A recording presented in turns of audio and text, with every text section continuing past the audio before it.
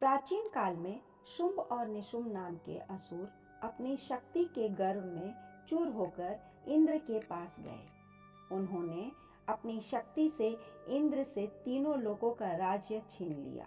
बस फिर क्या था, वे तो सारे देवताओं को अधिकार प्राप्त करके अपने आप को महाशक्तिशाली असुर राजा समझ बैठे।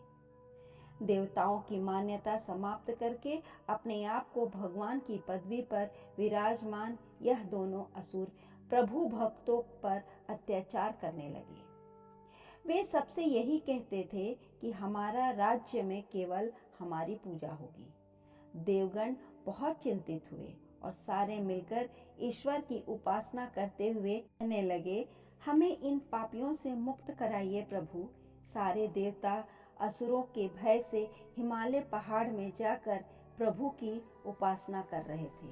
वहीं पर उन्होंने माँ शक्ति दुर्गा को याद किया, उनकी उपासना आरंभ की। देवों ने कहा, अपने भक्तों की आप ही रक्षा करो माँ। यदि अब भी आप ना प्रकट हुई तो वे दिन दूर नहीं जब इस पृथ्वी पर पाताल लोक और आकाश लोक से धर्म ही समाप्त हो जाएगा। इस प्रकार जब देवता माँ की उपासना कर रहे थे तो उसी समय माता पार्वती देवी गंगा जी के पानी में स्नान करने के लिए वहां आए। तब पार्वती माँ ने उन देवताओं से पूछा, आप लोग यहाँ किसकी उपासना कर रहे हैं?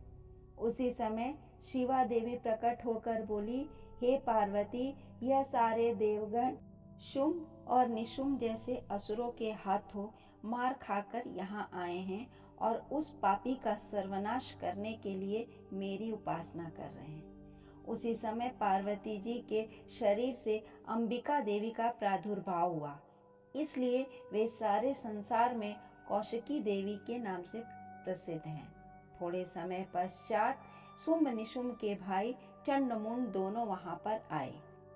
उन्होंने महासुंदरी अंबिका को देखा तो उनके दिलों में पाप जागा और वे भागे भागे अपने राजा शुंभ के पास जाकर बोले, महाराज, हिमालय पर हमने एक ऐसी सुंदरी को देखा है जिसकी सुंदरता का प्रकाश चांद की भांति चारों ओर फैला हुआ है।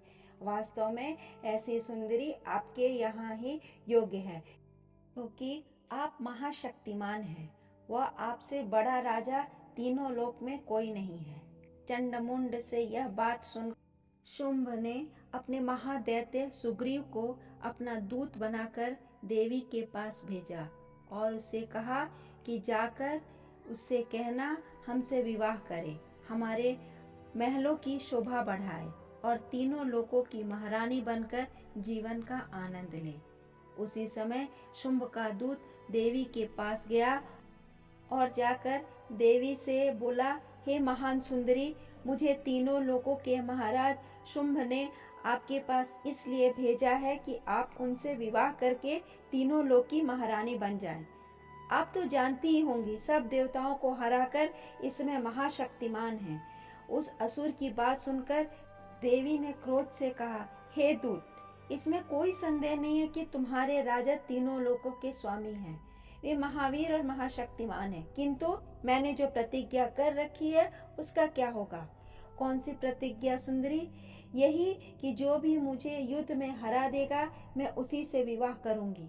जाओ, जाकर अपने राजा से बोल दो। देवी की बात सुनकर दूत बोला, हे देवी, तुम में बहुत अधिक गर्व आ चुका है और मुझे यह भी लगता है कि शायद तुम्हारी बुद्धि भी काम नहीं करती, क्योंकि यह बात तो तुम अच्छी तरह जानती हो, हमारे राजा शुंभ निशुंभ के मुकाबले में कोई वीर नहीं ठहर सका। सबने उनके सामने अपनी हार मान ली है। अब भला तुम्हारी जैसी कन्या उनके साथ क्या युद्ध करेगी? यह सोचकर तो मुझे दुख हो रहा है। मैं तो तुम्हारी सुंदरता को देखकर सोच रहा हूँ, आखिर तुम्हारा क्या होगा? देखो, तुम मेरी बातों पर ध्यान करो। दूत की बात सुनकर देवी ने कहा, मैं अपना भला बुरा स्वयं सोच सकती हूँ। मैं इन तीनों लोकों में किसी से नहीं डरती और नहीं भविष्य में डरूंगी। तुम जाकर अपने राजा से बोल दो, मैंने जो प्रतिज्ञा की है उसे तुम पूरी करके ही मुझसे विवाह कर सकते हो। देवी की यह बात सुनकर दूत को बड़ा आश्चर्य हुआ। उसने अपने राजा के पास जाकर उस देवी की सारी कहानी सुनाई। जैसे ही असुर राजा ने अपने दूत के मुंह से यह बात सुनी तो उसे देवी के मुंह से ऐसे शब्द सुनकर बहुत क्रोध आया। उसने अपने एक सेनापति धूम्रलोचन को बुलाकर उसे कहा, तुम इसी समय अपनी सेना लेकर जाओ और उस देवी का दिमाग ठीक कर दो। लगता है उसे अभी तक हमारी ताकत का पता नहीं चला। यदि वह प्यार से हमारी रानी बनने के लिए तैयार हो जाए तो ठीक है, अन्यथा उसे बंदी बनाकर हमारे पास बालों से घसीटते हुए ले आओ। धूम्रलोचन अपनी सेना लेकर चल दिया। देवी के पास आकर उसने कहा, देखो, यदि प्यार से मेरे साथ मेरे राजा के पास चलोगी तो बहुत अच्छा है, नहीं तो तुम्हें केसों से पकड़कर घसीटता हुआ ले जाऊंगा। धूम्रलोचन की बात सुनकर देवी ने कहा, अरे ओ मूर्ख, मैंने जो प्रतिज्ञा की है उसे मैं स्वयं कैसे तोड़ सकती हूँ। यदि तुम और तुम्हारे राजा को मेरी आवश्यकता है तो केवल इस शर्त पर आ सकती हूँ कि तुम मेरे साथ युद्ध करो। यदि तुम उसमें विजय प्राप्त करते हो तो मैं स्वयं ही तुम्हारे साथ चल दूंगी। यह बात सुनकर धूम्रलोचन बोला, तुम एक नारी होकर मुझसे युद्ध करोगी। धूम्रलोचन माँ दुर्गे को खिलौना समझकर खेलना चाहता था, किंतु ऐसा प्रतीत हो रहा था जैसे वह तो कोई लोहे की देवी हो जिसके शरीर पर किसी भी शस्त्र का कोई प्रभाव नहीं हो रहा था। देखते ही देखते उस चंडी रूप धारण किए महाशक्ति ने सारे असुर सेना का वध करके उनके शवों को ढेर लगा दिए। धूम्रलोचन ने जब अपनी सेना का इस तरह वध होते देखा तो उसे भी क्रोध आ गया।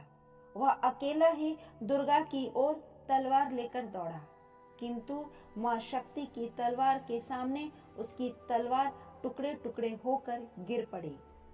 धूम्रलोचन मां दुर्गे की ओर देखने लगा। मां शक्ति के मुंह से भयंकर आग निकली जिससे धूम्रलोचन जलकर राख हो गया। जय माता दी। अगर ये कहानी आपको पसंद आए तो लाइक करें, सब्सक्राइब करें और शेयर करना ना भूलें। धन्यवाद।